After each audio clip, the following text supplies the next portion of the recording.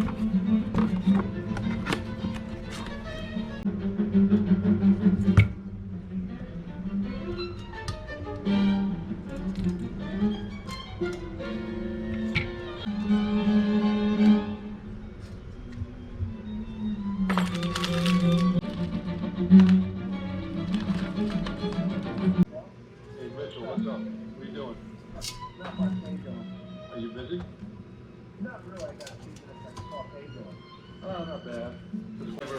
They never it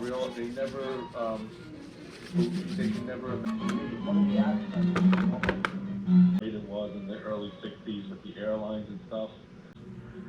You know, when I went to Dubai, I had a suite, a private suite with sliding doors, and my bed and my seat turned into a flat bed. It was like sleeping at home. They didn't have that in the early 60s. No, but having a wonderful time. There was plenty of misery in the 60s, even before that. It was not customary to show that gritty reality in movies at that time. you didn't say, well, this time was this way or that time was that way. You know what? You can't really... A little more restraint in society. People wouldn't be like... I said this before. Movies are stylized. It's like a painting, you know. I paint reality, but I twist reality to fit my artistic goal. In reality, the movie industry. Watching a movie is not how you find out about reality. You actually have to live through a period to know what it was really like.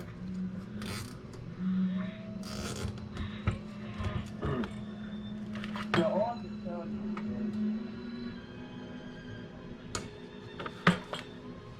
is Midnight Cowboy, for instance, right? Yeah.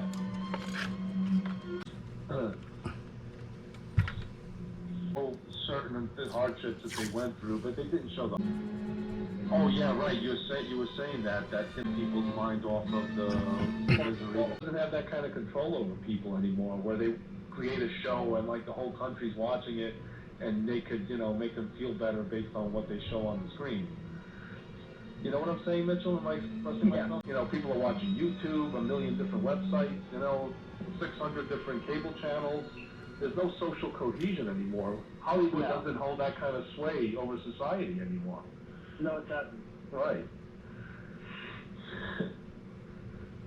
That's so quaint, you know, that they actually created that show to make people feel better during turbulent times. That would never happen now. That was a turbulent time. Right. Would put you to bed and sing you a lullaby, you know, to make you feel better. That's why Reagan... Like college students in the back of the room, and he pointed them out and he said, "You see, you young men in the back there? One day, one of you may be standing up here and being president. Maybe you could become something. You could become something big one day." He gave people hope, you know. Like, can you imagine? Actually, you were born in the latter part of the baby boomer generation, and your generation is characterized by trying to keep up with the Joneses, you know. So that's what Obama was. He grew up during that era. I think Obama, he was actually a very cold elite. For the longest time, people have been saying, you know, oh, we want a black president. So finally they got it. So you're happy now? Good. Now they got their black president. Now they have their black president. They have somebody, they have a black face they could show in one of the president's portraits.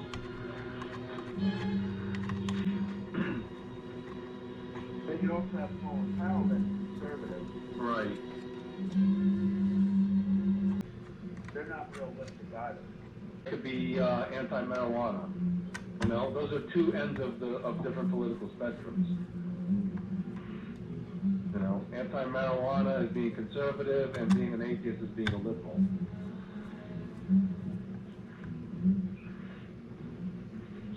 I'm actually pro-marijuana. Yeah, I don't like marijuana smokers. You know what I mean? It's not like a smoker.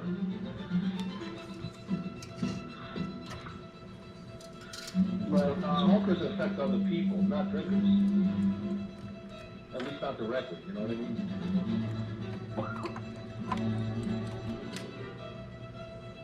But no, I think well. Yeah. Well, yeah, their behavior is pretty fucked up.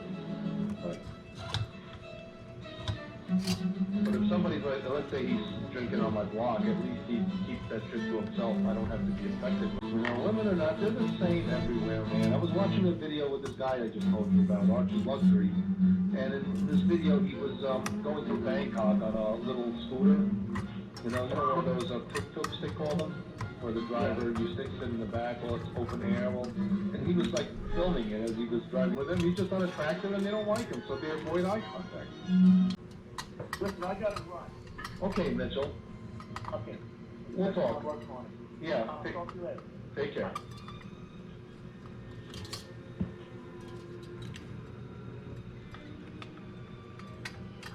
Hey, what's up, Mitchell?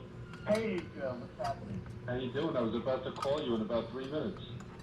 Yeah, I told you I'd call. Yeah, thanks. How you doing?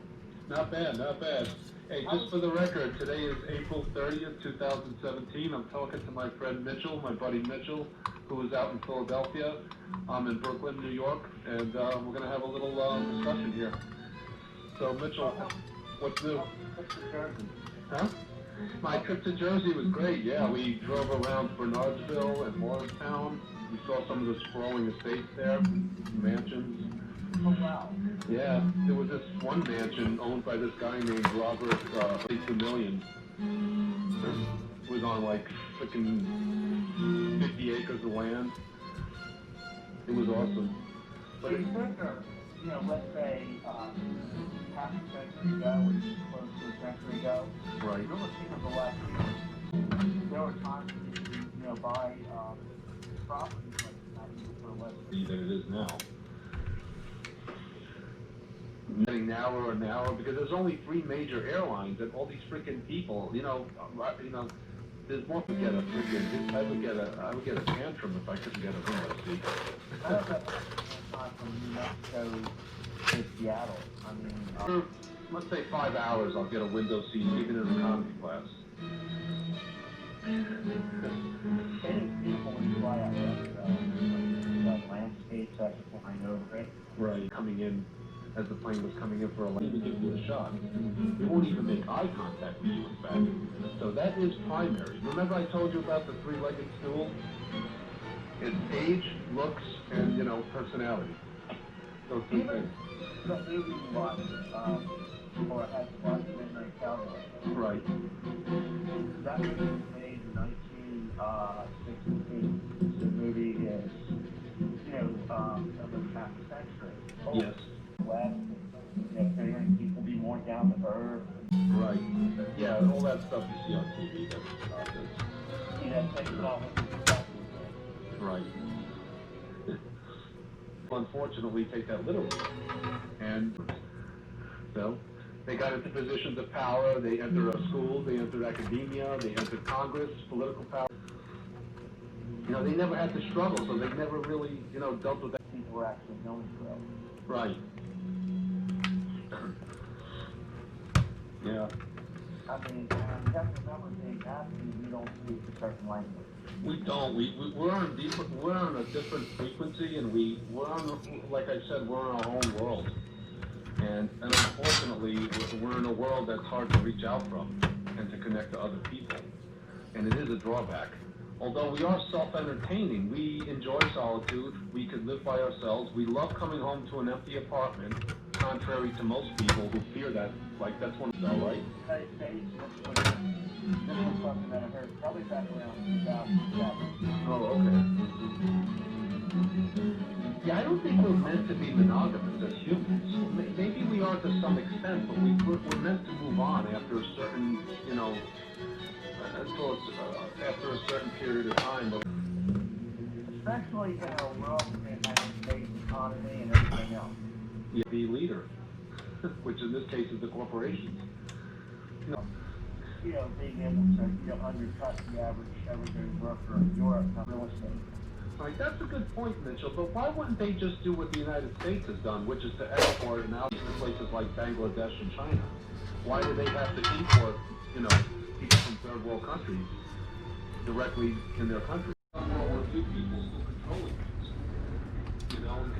things, and keeping these, so it's a free-for-all, they can do what they want. She's an idealistic, left-wing freaking commie. That's what she was, and I dug into her history. You have to remember, it wasn't so much like how liberal we are. There was a lot of economic and political gain about this. It's in their, basically that's what they believe in, they were kids. And anything left wing is cool and anything right wing is stodgy and uncool.